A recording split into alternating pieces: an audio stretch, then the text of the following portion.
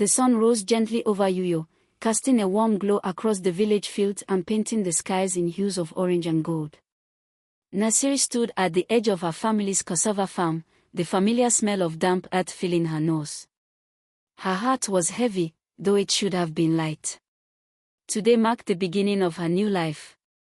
She was leaving her small, close-knit village to chase her dreams in Lagos, the city of endless possibilities. Behind her, Mama Ekoet watched quietly.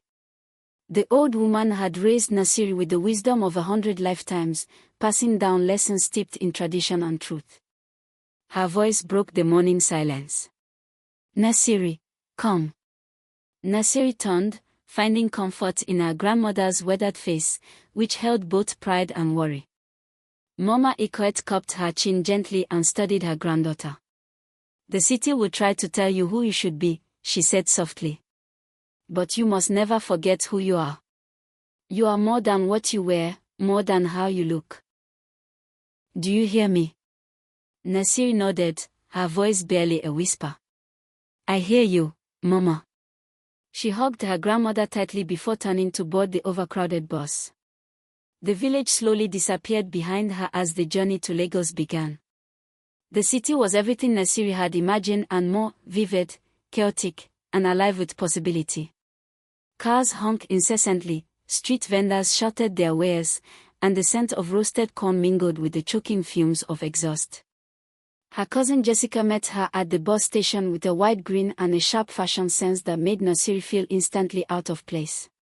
"Nasiri," Jessica squealed, pulling her into a tight hug. "You look rustic." Nasiri laughed nervously, unsure whether it was a compliment or an insult. Jessica's high-rise apartment felt like another planet, with its sleek furniture, air conditioning, and glittering city views. That evening, as they sat on the couch, Jessica gave her a once-over. "You've got potential, Nasiri. But Lagos is no place for village looks. You need to step up your game." Jessica handed her a bag of clothes and makeup. Nasiri tried on the outfits reluctantly, feeling the sharp sting of inadequacy for the first time. Her new job as a receptionist wasn't much better. The office buzzed with stylish women who seemed born for city life. They wore heels that clicked sharply against the tile floors and carried themselves with confidence Nasiri could only dream of. She overheard their whispered comments about her natural hair and simple clothes.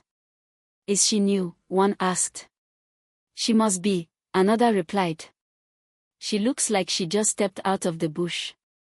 Nasiri swallowed her humiliation and focused on her work, but the city's pressures began to weigh heavily on her. On her breaks, she scrolled through social media, where picture-perfect influencers flaunted flawless skin, designer wardrobes, and exaggerated curves. She started to believe what she saw.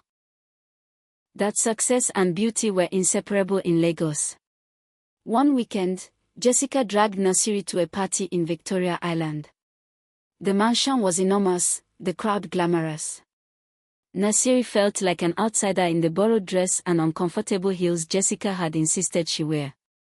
She watched as women posed for pictures, their bodies impossibly curvy, their faces unblemished.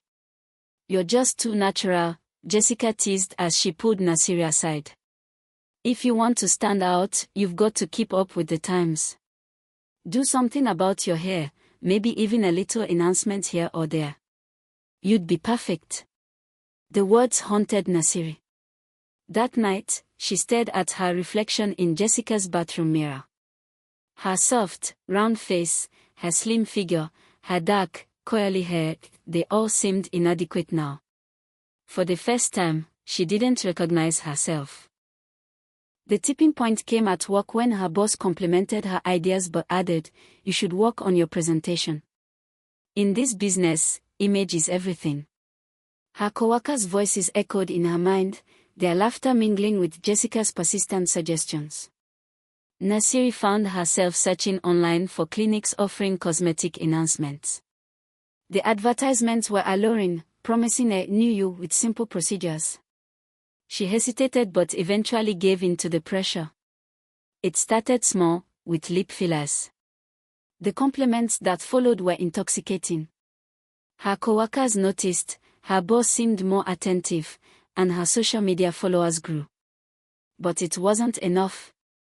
Nasiri became fixated on her appearance, convinced that the only way to fully belong in Lagos was to undergo a Brazilian butt lift. Jessica cheered her on, insisting it was the best decision she could make. On the day of the surgery, Nasiri lay on the operating table, fear gnawing at her insides. She thought of her grandmother's words, of the quiet mornings in Uyo, and of the person she used to be. But before she could change her mind, the anesthesia took over. At first, everything seemed fine. The surgery boosted her confidence, and people noticed her more than ever. But soon, the complications began. Pain radiated through her body, and swelling refused to go down. The clinic dismissed her concerns, but within weeks, she found herself in the emergency room, fighting for her life. As she lay in the hospital bed, tears streaming down her face, she realized how far she had fallen. She had traded her sense of self for a fleeting idea of beauty. During her recovery, Nasiri met Kendi, a nurse who exuded confidence despite her unconventional looks. Kendi's words stayed with her. The world's standards will always change, but the value you place on yourself is constant. Don't let anyone take that from you. Months later, Nasiri returned to Uyo to visit her grandmother. She walked through the fields she had missed so dearly, feeling the weight of the city finally lift from her shoulders. That evening, by the fire, Mama Ekoet held her hand. "You went to the city and found yourself," her grandmother said. "Not in their trends or their judgments, but in your own heart. That's where beauty lives." Nasiri smiled, her scars a reminder of the strength she had found within herself. She realized she was more than enough, just as she was.